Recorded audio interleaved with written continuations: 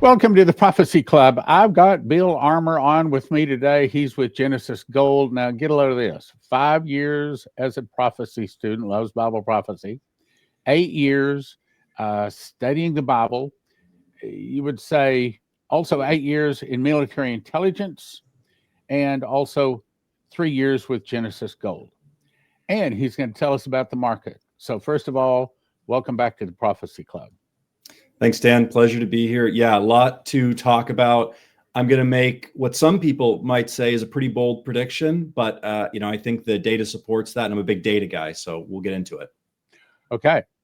So tell us about the market. What's going on? Yeah, so what I would say is that we are in a position, and a lot of economists are calling this the everything bubble. And that is to say that everything is overvalued and everything is set for a correction. When I say everything, we'll get into the three kind of key components that we're talking about with that. But primarily, that's going to be the housing market, that's going to be equities, and that's going to be debt in the bond market as well. And we're at a point now, this has never happened in US history, where all three of those are set for an implosion at the same time. You've seen things saying that. Yes, a lot of people are saying that. And you've seen, we've seen 1929, equities crash. We've seen 2008 housing and debt crash. We've never seen, those are just 2 out of 3. We've got now 3 out of 3. So almost the trinity of financial calamity is in front of us. And so what I want to do today is just educate people on really how bad this situation has got on each one of these 3, and then show them what they can do with that. Because, if all I'm giving is bad news, then that's really no news at all. So I want to explain to people, A, how serious this problem is, and B, what they can do about it. Go for it. So the first one I would point to, as I mentioned, would be equities. So to give a scale of what we're looking at here, there is no point in modern economic history that we have had valuations at this rate. So generally, we talk about something called the Shiller-Cape ratio, which is going to sound like nonsense to people. But what that is, it's just price to earnings. It's over 10 years. It's what does a company actually produce versus what is that valued at. Right now, it's 40 to 1. It means that it would take 40 years. A company's value is 40 years into the future.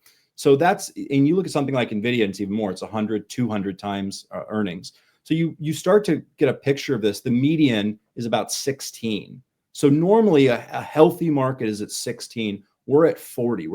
It oscillates between 40, 41 right now. But we're over 3 times more overvalued. 2008, our last, obviously, that was a housing market crash, but still equities came down quite a bit. That was 20. So this is double that.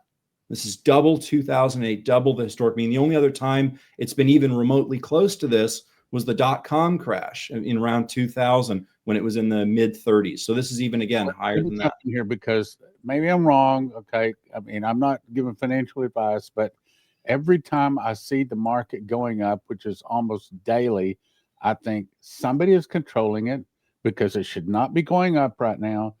And I think that they're preparing for a really, really big crash to make the 29 crash look like a picnic. Or am I wrong? You're exactly right. And it's funny you bring up the point of, someone's got to be behind this.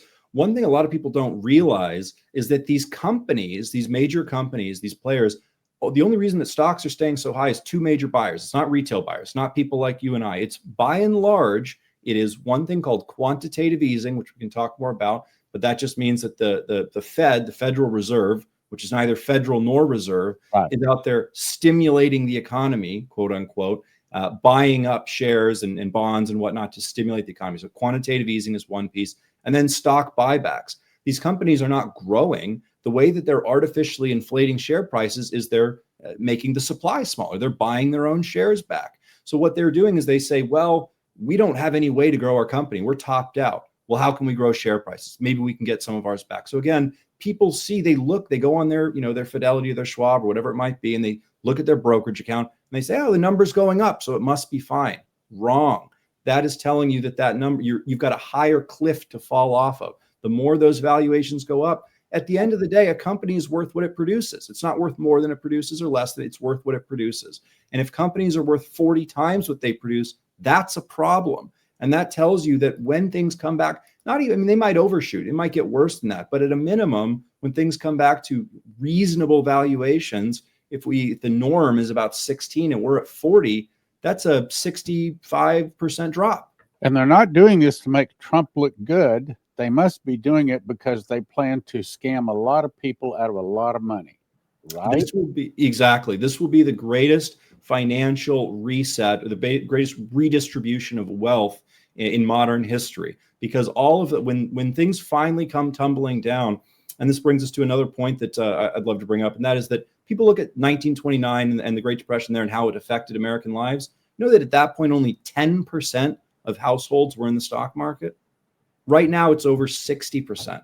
So the difference there is that was 10% of people who lost what they had in the market when things crashed. This is 60+%, and almost every single person that is at or near retirement has savings in the market that would be affected by this. So the damage is so much more widespread than it would have been, back then. And back then, we still talk about it today because it was such a big deal. So when you've got these hundreds of billions of buybacks artificially juicing EPS and supporting this price, we're going to see this correction.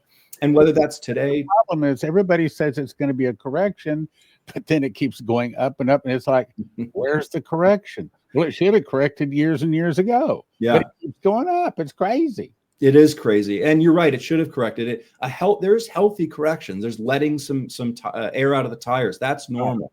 But because, there's been this corporate greed that's gone on for so long, now people are sort of they're in all the way. And it's really hard to get out of that at this point. So if you have the ability, if you can think of basically what you've got in the market or for people as a bunch of hot air. And if you don't materialize that, eventually it's like a vapor. It's here today, gone tomorrow. So, and we'll get more into that, but materializing that those valuations is going to be very key.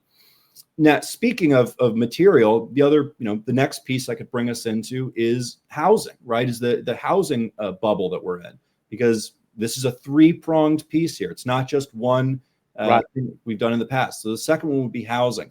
And people might say, well, Bill, 2008, we already dealt with this. We had the bad loans, we got all that. We figured it out. Not quite. So we did have a housing market, prices came back down, but we got to remember, how did the government fix that? What was their response to that? Well, they dropped interest rates to zero and they created a lot of free money. Now, tremendous amount of people have these 0% interest rates, right? They went and bought homes over the last 10 years at 0%. Now rates are coming back up. A lot of people, right? And so they're locked in. So people can't go out, or at least they don't want to. If you've got your near 0%, your 2%, 3% mortgage, you're never selling that thing because you can't afford to go out and get a mortgage at 6, 7, 8% the way things are going. So there has become this constriction in the housing market where the people that have cannot afford to leave. And so all the people who have bought are overpaying.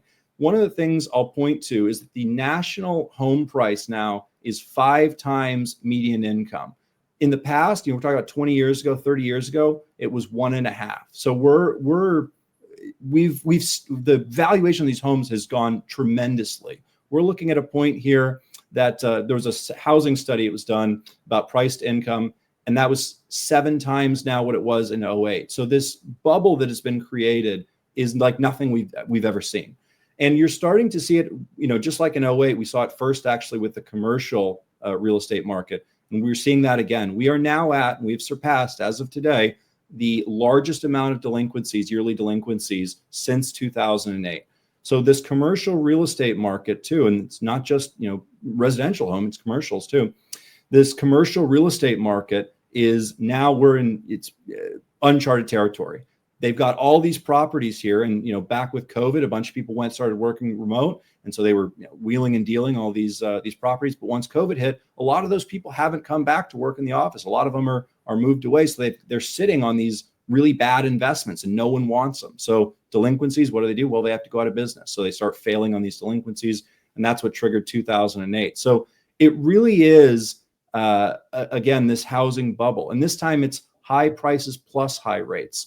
You're looking at, since 2000, as I mentioned, that median home price going up, inflation adjusted 200%. Monthly payments for homes have doubled over the last couple of years.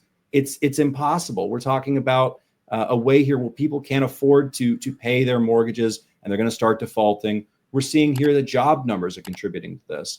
we're in, and I would say a lot of this is from the previous administration.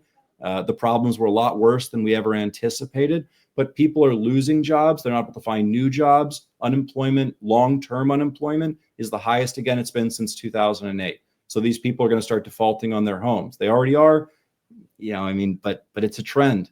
Commercial real estate leads the way, and we're at the highest delinquency point since 2008. So really, really bad there. Okay, so then how's this tying in with debt and bonds? Yeah, great question. So the next piece I would bring up is, like you said, is the debt and bonds. So everyone has heard that we're at $40 trillion in national debt, just approaching about 38. But we're going to get there in about 3 months. So debt to GDP is about 125%. That is unbelievable. Our debt is more than our entire GDP. It took us 80 years as a company to get to $1 trillion in debt. We now add $1 trillion debt every 100 days. The largest line item, the number one, more than the military, more than Social Security, more than anything else on our federal budget, is the interest. Like a hockey stick. That is staggering. And it's kind of like a debt cycle, right? Because we're not paying that off. It grows. If you had a credit card and you weren't even paying the interest off that was growing and it was unlimited credit card, you got to declare bankruptcy. And that's our company right now. Interest outlays, 3% GDP, year over year, that's climbing. So we're projecting then with that on a compounded basis that by 2030, we're 150% debt to GDP. This problem is, we've never seen this before. Again, this comes in the midst of these other two, so it's not isolated. That means that are we going to eat the share of other things? I mean, we're going to start cutting defense spending, infrastructure, social programs. Where are we going to pull this money from? Because right now we would have to, if we got rid of the entire military, stopped spending $1 on the military, we would still have a debt problem. The entire military. Well, says that give us our entitlements. And then, of course, we saw, 43 days of government shutdown, but we didn't see people holding up signs, give us our entitlements. We didn't see a lot of anger over it. Yeah. So that prophecy is still looming. It's still hanging out there. And it sounds to me like, I think what you're saying is that there is an inevitable dollar, more than a crash, a dollar kill, and we're not getting away from it. And the question is it behind door number 1, door number 2, or door number 3? Because it's about to open, right?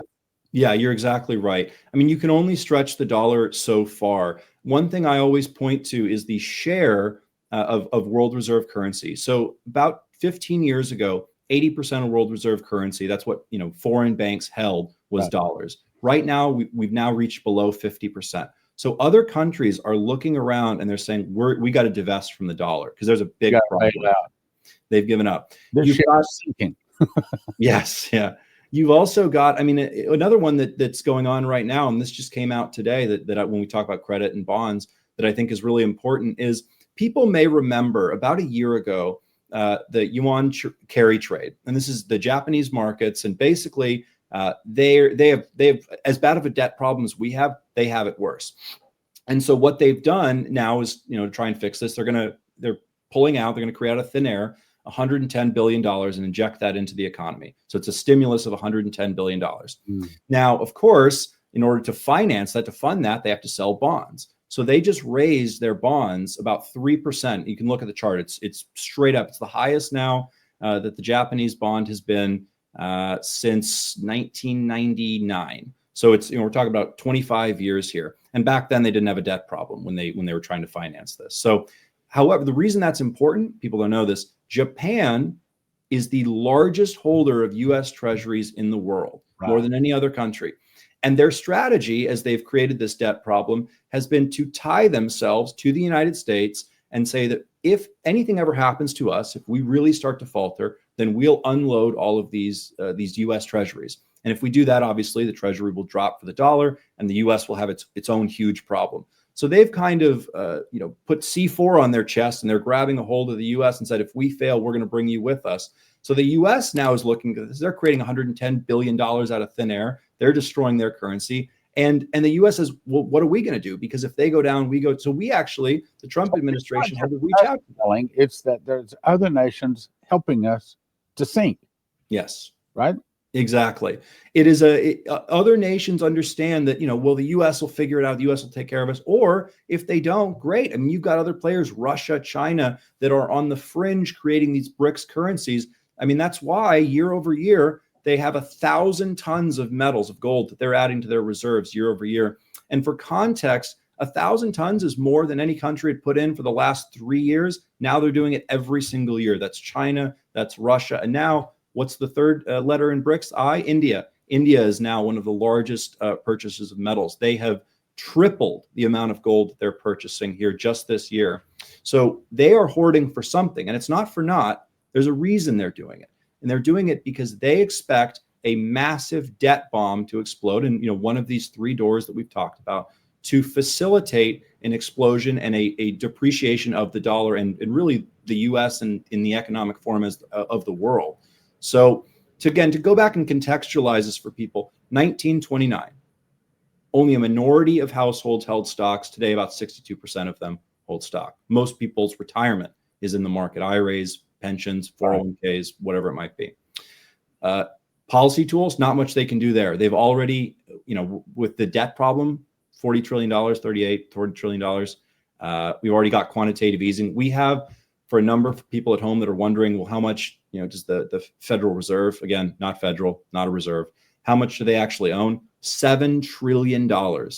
And that's money that they've created of thin air to buy things, to buy, the bonds, et cetera. So that shouldn't be there. That's $7 trillion of fake money that only exists on their balance sheet that they've purchased. So, if they want to go back to quantitative tightening, which they've stopped already, they've given up on that. But if they wanted to, we would have to cut 7 trillion out of the market. So 7 trillion were to evaporate from the markets, you would see bond market failure immediately. You would see equities market failure immediately. You'd see, obviously, housing market failure immediately. So that money can't go away. They can't pull it out. They don't know what to do. They're stuck. So they can't do anything with that. So the Fed is kind of hamstrung also. Even if they wanted to save us, which I would argue, I think they're on the other side of this, but even if they wanted to save us from this inevitable collapse, all of the bullets in that gun have already been spent. That's money printed, that's quantitative easing. If they were saying that the crash is inevitable. Yes, I would say at this point that there is no ammunition, there is no world in which there's no reply to this. You can't plug, there's too many holes. You can't plug the holes. The Titanic is sinking. Correct. It is going down, and the water is very cold. Yes. Okay, so here's the big question. Is this the almighty hand of God taking America down, or is this the Federal Reserve, or is this the cabal? I mean, who is it that's pulling the lever or putting holes in the boat? Well, I mean, I would say a couple of those at least. I would say that a lot of the damage that has been done has been self-inflicted. I would point to, just look at the UK right now. They're instituting mandatory digital IDs across the world. We're seeing this kind of thing in Mexico. So I would say that on that side of things, there is a dramatic push here to digitize the world. And then once it is digitized, obviously the next step is to reap sort of the infrastructure that has been created there. One thing I think about with China in this particular topic is when we talk about all this AI talk and what that's going to be, many people don't realize that, of course, you've got OpenAI, which is maybe the largest player here, but DeepSeek is China's version. It's called DeepSeek. Now, DeepSeek is much cheaper because they've basically stolen all the intellectual property of OpenAI, so they did it with half the work. But so it's much cheaper. And China is taking a loss. DeepSeek is taking a loss to issue this out to people. But so why are they doing that? Why are they so interested in being sort of the cornerstone for the AI market? And I would say that imagine 10 years down the road, if we're still around here, but just imagine 10 years down the road, every single finance, every single technology, every company in the world that uses AI is using a Chinese-owned company called DeepSeek. You can see the problem immediately. The second here that China says, you know what, we don't like what the USA is doing with X, Y, or Z, we're going to change a line of code in DeepSeek. and suddenly your banking doesn't work, or suddenly you can't use your digital ID, whatever it might be. So the infrastructure is being built out by China, and these tech companies in the United States are the ones that are using it, and they're building their entire protocol off of this. And this is major companies. This is JP Morgan. This is going to be every company that we rely on daily is building their infrastructure off of this Chinese AI. Okay, so where does the average American, well, let's talk more specifically, the average person watching this program right now, where are they about to get stung the worst? Because I think I'm hearing you say those people that have either a large amount of money in the bank or a large amount of money in an IRA or a 401k. In other words, that's something kind of tied to the stock market. So stock market crashes and it's going down and probably going down fast, almost like overnight or within a process of 2 or 3 days, or maybe over a weekend. The prophecies say. So it all goes down. Where are the 401ks, the IRAs, the money in the banks? Is that going to evaporate or go down drastically? Yes. So the way it would work, we talk about the term, maybe you've heard this, flash crash. And there's a couple triggers probably that would be, because at this point, we're really just waiting on the proverbial straw that breaks the camel's back. So what that could be, finally a major bank announces, hey, actually we have serious problems. And so a bank, or a fund really goes under. So one of those two things, it could be a sovereign debt scare. That's where Japan comes in. That would be a great example of that, which we literally almost had, again, a year ago when that yuan carry trade, you saw the Nikkei, which is Japan's markets, cut by 50%. The US had a 10% drop in about a day. Or just 2 days. So 5% and about 4%. So we saw the same thing, sovereign debt scare there, but that would be an actual sovereign debt crash, pull the US with us. Or it could be geopolitical. That could be war. That could be any sort of thing where finally, say again? An earthquake. Yeah, an earthquake, exactly. Any sort of, it could be a couple different things. We're just waiting to see on which one that is, what straw breaks the camel's back. And then from there, because it's a domino effect, you see, right, you talk about 401ks. It's not just, okay, the housing market is down and then my 401k is down. It's one falls, then the next falls. So housing falls, then debt falls, then equities fall, or any sort of domino there. So for people, how this really affects their bottom line is what you have saved. That could be in the dollar, that in a bank and savings, whatever it might be. That could be in a 401k. That could be in a brokerage account. Equities, whatever asset type that might be, equities, bonds, or even just currency. Any of those are going to take a dramatic drop. For the currency or for bonds, you're seeing an actual loss, and for currency, you're seeing just the value of that shift, right? So instead, you might have $100,000 sitting in the bank, but all of a sudden here, a hot dog costs $10,000. So any of those options could happen, and all of a sudden your value evaporates. So people say, a lot of times they say, well, this just sounds like there's nothing we can do.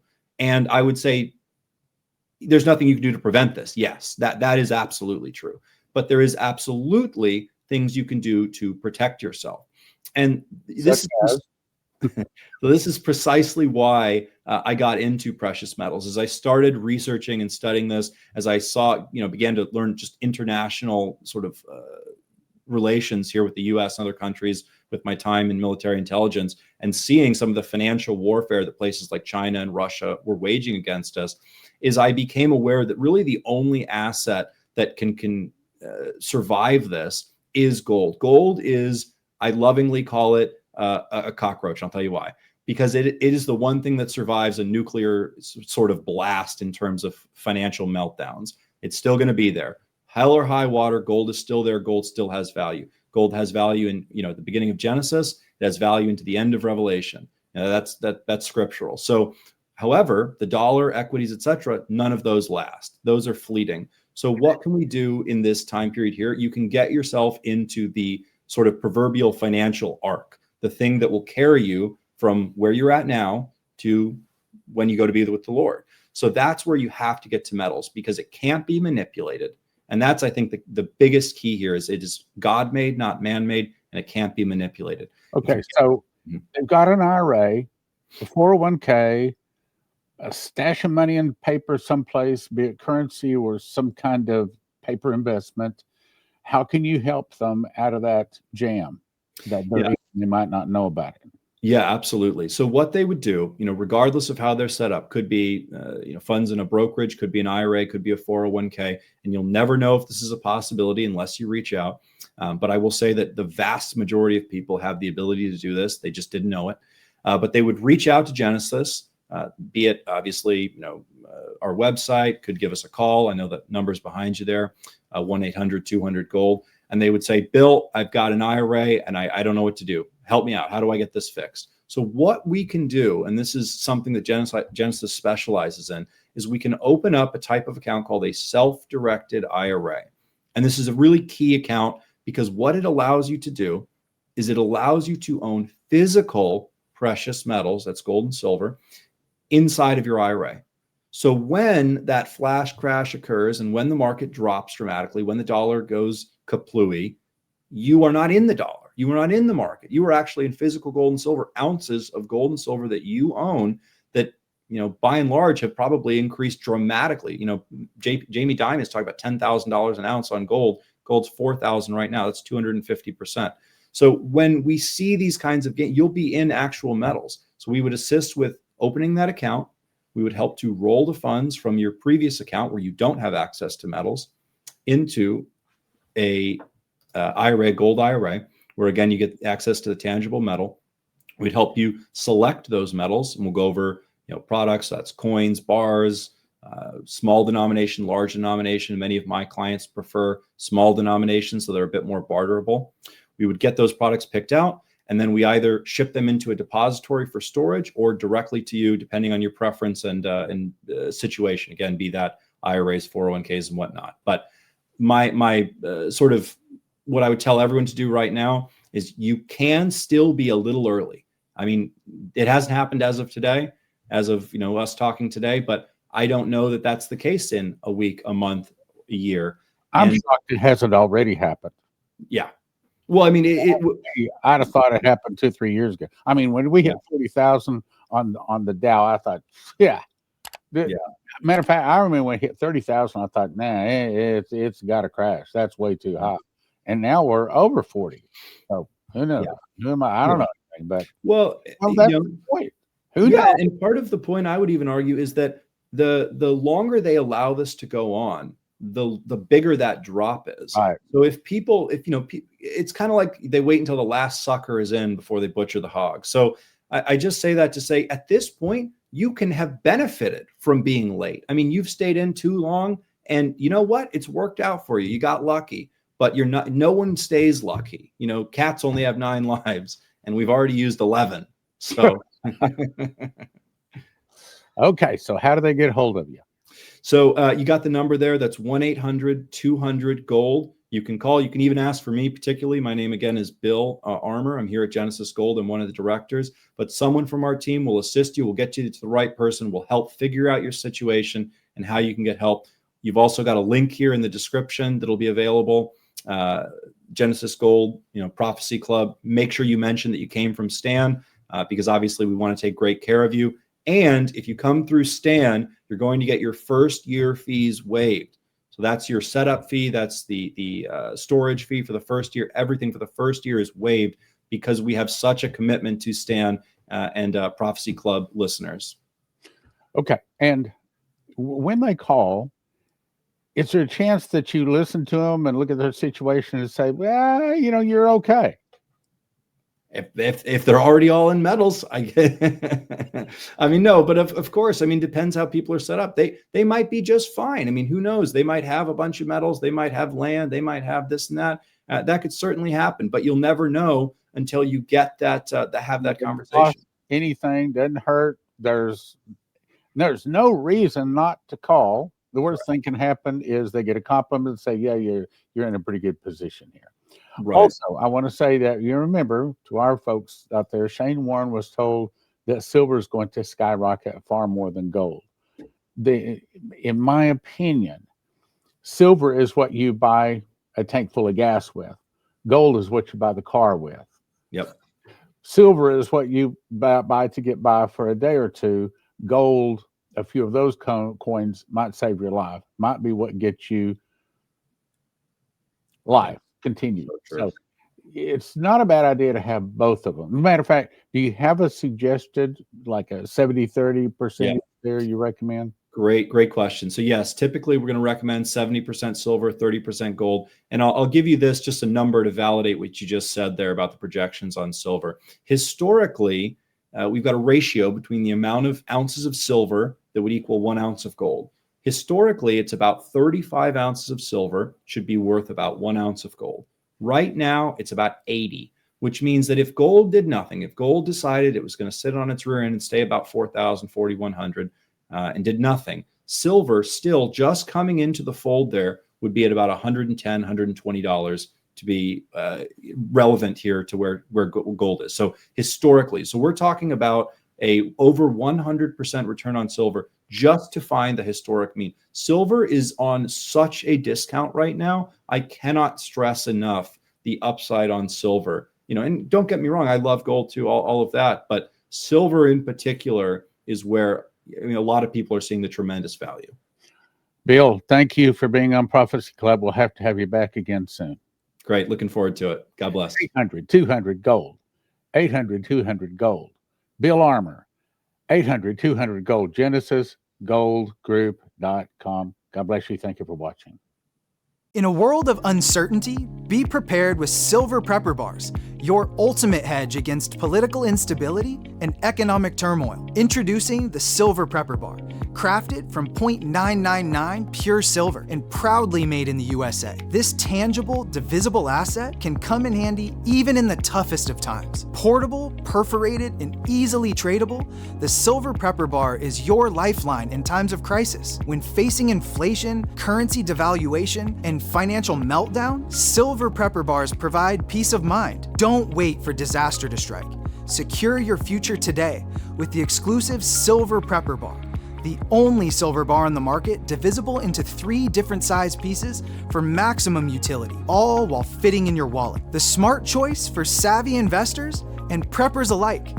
With Silver Prepper Bars, you're ready for whatever tomorrow brings. As gold and silver prices continue to surge and top economists predict upcoming shortages, now is the time to secure your precious metals in the form of Prepper Bars, the only bar on the market divisible into 3 sizes for maximum utility. Place your order before supply runs out and prices go up. Don't wait for disaster to strike. Don't leave your future to chance. All payment methods accepted. Order your Silver Prepper Bars now, 0.999 pure silver and proudly made in the USA.